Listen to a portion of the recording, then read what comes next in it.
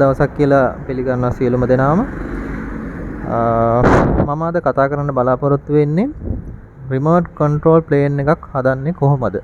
සරලවම කිව්වොත් මොකද මේක මම කතා කරන්න හේතුව මේකේ ගොඩාක් දුරට අපි ඕනම තැනක බැලුවොත් එහෙම අපි Google එකේ සර්ච් කරලා බැලුවොත් හැම තැනම තියෙන්නේ ඉංග්‍රීසි වලින්. ඒ දේවල් වලට සාමාන්‍යයෙන් අපි මේකට අවශ්‍යතාව තියෙන කෙනෙක්ට වුණත් ඒක හැමදේම තේරුම් ගන්න බෑ.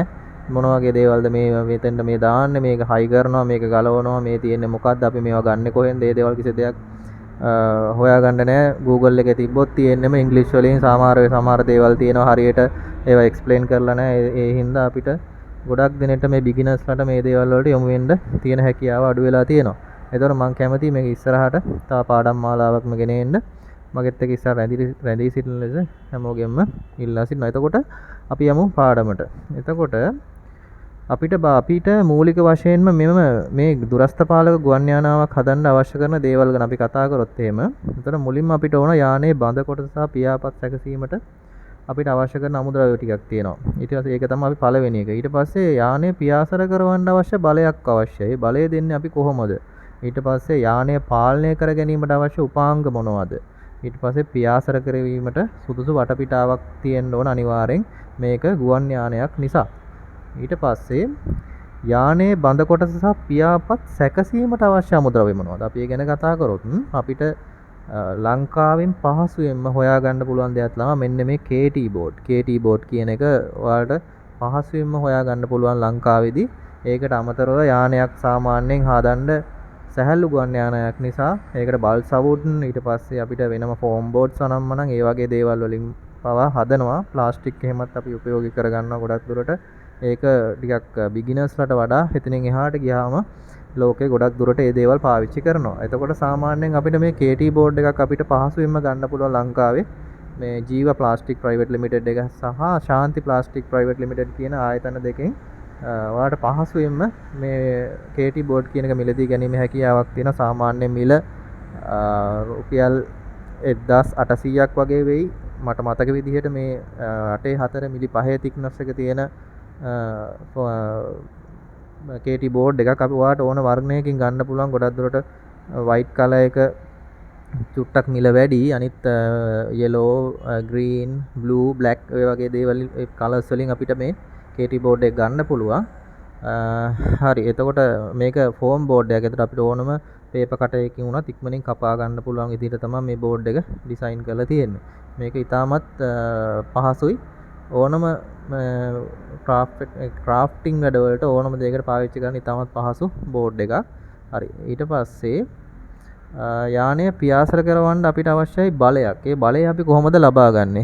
ඒක මූලිකම දේ තමයි සාමාන්‍යයෙන් අපි ඕනම දෙයකට ඕනම යන්ත්‍රයකට ඕනම දෙයකට අපිට තියෙනවා එන්ජින් එකක් හෝ මොනවා හරි මෝටරයක්. අන්න ඒ වගේ දෙයක් බලයක් අවශ්‍යයි. බලය නිපදවා ගන්න තමයි අපිට අවශ්‍ය යම් කිසි දෙයක්. එතකොට අපි මේ හදන ගුවන් යානය මේ බිගින එයාක්‍රාෆ්ට් එකේ ඔයාට තියෙනවා මේ බ්‍රෂ්ලස් මෝටර් එක 1000 kV බ්‍රෂ්ලස් මෝටර් එකක් මිලදී ගැනීමට අවශ්‍යයි. එතකොට මේක සාමාන්‍ය මිල රුපියල් 1800ක් වගේ වෙනවා සාමාන්‍ය ශ්‍රී ලංකා මුදලින්.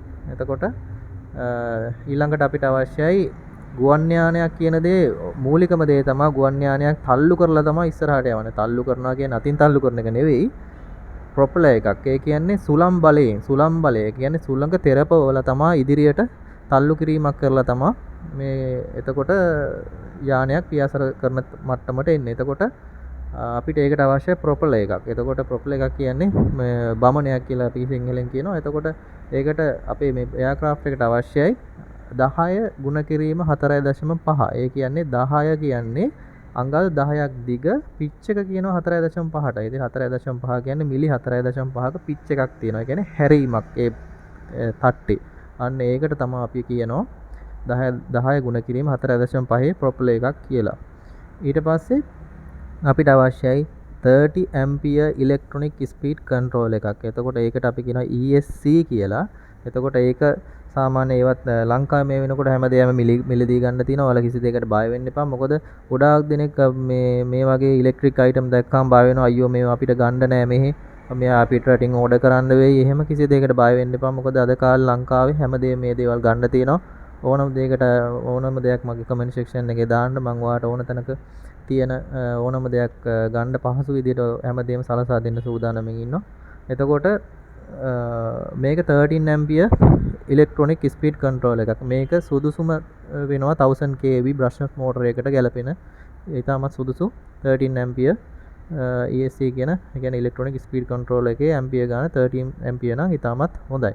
එතකොට මේක මම ගොඩාක් බරපතලව ඉස්සරහට යන්නේ නැහැ. මොකද මේක සරලව මම කියලා දෙන්නේ. මෙන්න මේ දේවල් එක්ක ඔයාට මේ ඔයාගේ ප්ලේන් එක ඔයාට ඩිසයින් කරගන්න පුළුවන්කම තියෙන හින්දා. මේකේ ඉලෙක්ට්‍රොනික ස්පීඩ් කන්ට්‍රෝල් එකේ අග්‍ර තුනක් තියෙනවා. ඒ අග්‍ර තුන තමයි බ්‍රෂ්ලස් මෝටර් එකටත් තියෙන අග්‍ර තුනට සම්බන්ධ වෙන්නේ. එතකොට ඊට පස්සේ අපිට අවශ්‍යයි ලිපෝ බැටරි එකක්. ලිපෝ කියන්නේ ලිතියම් පොලිමර් බැටරි. එතකොට මේකේ 1S 2S 3S 4S 5S 6S ඔන්න ඔයගේ වර්ග වලින් අපිට මේ ලිපෝ බැටරි එක ගන්න පුළුවන්. එතකොට අපි ඒ ගැන කතා කරොත් එහෙම 11.1 වෝල්ටේජ් එක තියෙන එක තමයි 3S ලිපෝ බැටරි කියන්නේ. එතකොට සාමාන්‍යයෙන් අපිට මේ බැටරිය මිලි ඇම්පියර් per hours 1500ක් වගේ තියෙන බැටරියක් ගත්තා. සාමාන්‍ය මාකට් එකේ මේ බැටරිය ගන්න තියෙනවා. එතකොට ඒ වගේ 11.1 වෝල්ටේජ් එක තියෙන මිලි ඇම්පියර් hours 1500 වගේ තියෙන බැටරි එකක් ගත්තොත් අපිට විනාඩි 15ක් 20ක් අතර කාලයක් සාමාන්‍යයෙන් ප්ලේන් එක ග්ලයිඩින් රේන්ජ් එකෙන් ඇරෙන්නේ. ඒ කියන්නේ පාවෙන මට්ටමට එහා ගිහිල්ලා පොඩි ස්පීඩ් එකකින් ෆ්ලයි කරන විදිහට මේ බැටරිය දාගත්තොත් අපිට ප්ලේන් එක ෆ්ලයි කරන්න හැකියාව තියෙනවා. ඒතර මේ බැටරි එකත් ඔයාලට ලංකාවේ ගන්න පුළුවන් යම් සාමාන්‍යයෙන් 11.1 කියන්නේ මේ බැටරි එක සාමාන්‍යයෙන් ඔයාලට රුපියල් 6000කට 5500ත් 6000ත් අතර මුදලකට තමයි සාමාන්‍යයෙන් ලංකාවේ නම් ගන්න වෙන්නේ යම්කිසි මුදලක් වෙනවා. එතකොට අනිත් එක මේ බැටරිය charge කරන්න ඔයාට අවශ්‍යයි ලිතියම් පොලිමර් බැලන්ස් charger එකක්. එතකොට මේක ලිතියම් පොලිමර් බැටරිය විතරක් නෙවෙයි මේකේ ගොඩක් බැටරි charge කිරීමේ හැකියාව තියෙනවා. එතකොට මේක programmable balance charger එකක්. එතකොට ඔයාට සුදුසුම charger එක තමයි මේ ලිතියම් පොලිමර් බැටරිය charge කරන්න මෙන්න මේ charger එකක් ගන්න එක. මොකද ඔයාලා යම්කිසි මුදලක් වියදම් කරලා තමයි ලිතියම් පොලිමර් බැටරියක් ගන්න වෙන්නේ. ඒ බැටරියේ කල් පැවැත්ම තීරණය වෙනවා මෙන්න මේ බැලන්ස් charge එකෙන් ඔයාලා charge කරොත් වැඩි කාලයක් සමහර විට ඔයාලට අවුරුදු 3-4ක් ලස්සනට මේ ප්ලේන් එකේ මේ තනි බැටරියකින් ඔයාලට පාවිච්චි කරන්න හැකියාව තියෙනවා. මොකද නැත්තම් බැටරි මේ බැටරි කැපැසිටි එක බහිනවා බැටරි ඉදි වෙනවා අන්න ඒ වගේ ප්‍රශ්න එනවා. අන්න ඒ දේවල් වලට හොඳම විසඳුම තමයි මෙන්න මේ බැලන්ස් charge එකක් පාවිච්චි කරන එක. බැලන්ස් charge එක සාමාන්‍යයෙන් අද කාලේ රුපියල් 8500 9000ක් වගේ අතර මුදලකට තමයි ලංකාවේ මිල තියෙන price range එක. ඒ වුණාට ඔයාට බිග්ිනර් කෙනෙක්ට සාමාන්‍යයෙන් ඒ වගේ මුදලකට යන්න අපහසු හින්දා ඔයාට මෙන්න මේ බැටරිය charge කරන්න මෙන්න මේ B3 charger එක ගන්න පුළුවන්. හැබැයි මම මේ B3 කියන charger එක මම recommend කරන්නේ මොකද හේතුව මේක සාමාන්‍යයෙන් කාලයක් charge කරගෙන යනකොට බැටරි ඉදිමෙන්න බලනවා. ඒකින්ද මම මේ charger එක recommend කරන්නේ නැහැ. එතකොට ඊළඟ එක යානය පාලනය කර ගැනීමට අවශ්‍ය උපාංග මොනවද? යානය පාලනය කරගන්න අවශ්‍ය උපාංග. එතකොට යානයක ප්‍රධානම දේ තමයි අපි මේක දුරස්ථ පාලක ගුවන් යානයක්. එතකොට අපි මේකට අවශ්‍යයි remote controller එකක්. transmitter and receiver කියලා අපි කියනවා. transmitter කියන්නේ TX එක සහ RX එක කියලා මේක කියනවා. එතකොට TX එක කියන්නේ transmitter එකට, RX එක කියන්නේ receiver එකට. ඔයාලට මේකේ පේනවා fly sky receiver මේ transmitter එකක් සහ receiver එකක් තමයි මෙන්න මෙතන මේ මම මේ ඔයාලට මේ image එකෙන් දාලා තියෙන්නේ. එතකොට මේක FSI6 කියන range මේ model එක. ඊට පස්සේ මේක FXT6 ඒකේ ගොඩක් ඒ වගේ range වල තියෙනවා මේ fly sky සමහර තව තියෙනවා ගොඩක් radio link ඊට පස්සේ radio master ඊට පස්සේ Tonyji ඊට පස්සේ Futaba ඒ වගේ ගොඩක් ලොකු ප්‍රොෆෙෂනල් රේන්ජ් වලට ගිය ට්‍රාන්ස්මීටර්ස් අද ලෝකේ ගන්න තියෙනවා. හැබැයි ඔයාලට මේ බිගිනර් කෙනෙක් විදිහට මම මේක මෙන්න මේ ට්‍රාන්ස්මීටර් එක රෙකමන්ඩ් කරන්නේ. මොකද හේතුව මේකේ ගොඩක් හොඳ ඔප්ෂන්ස් ටිකක් තියෙනවා. බිගිනර් කෙනෙක්ට හොඳයි.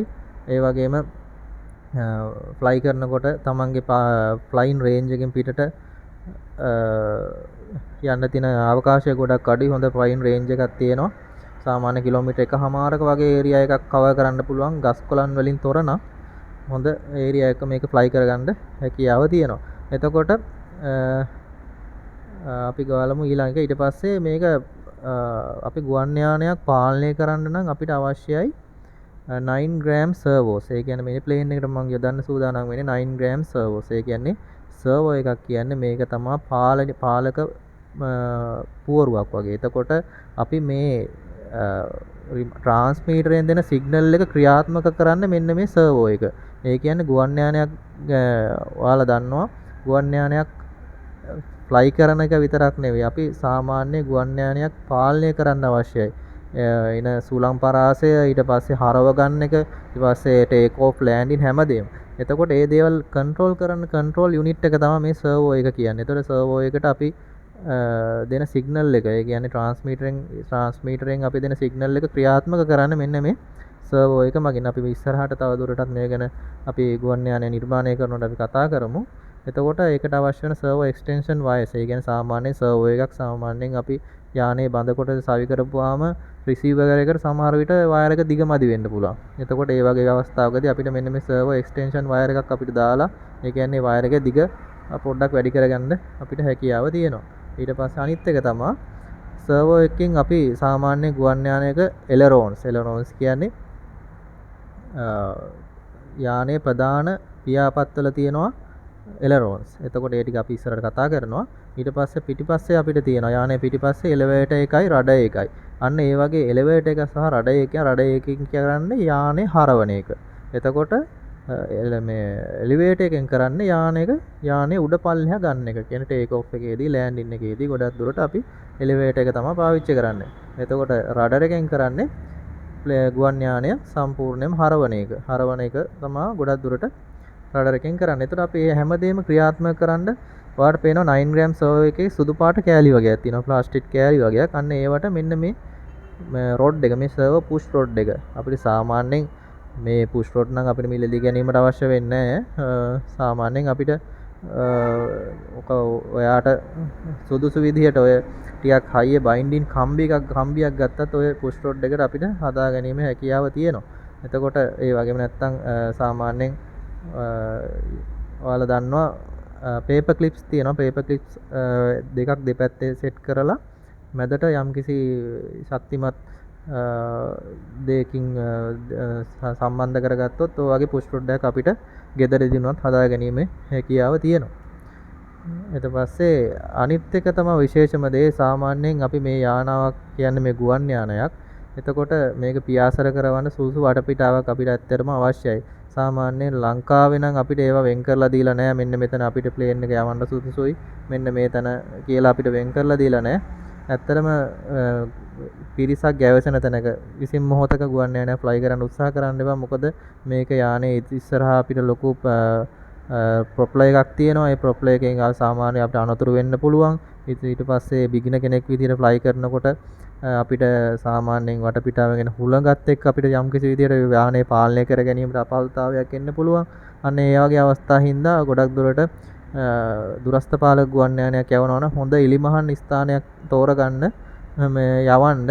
මොකද හේතුව නැත්තම් එතනින් ඉස්සරහට හදිස්සියේ අනතුරක්වත් වුණොත් ඒකට මේ ලොකු හානියක් වෙන්න පුළුවන්. ඒකේ ඉස්සරහා කැරගෙන තට්ට එහෙම වැදුනොත්.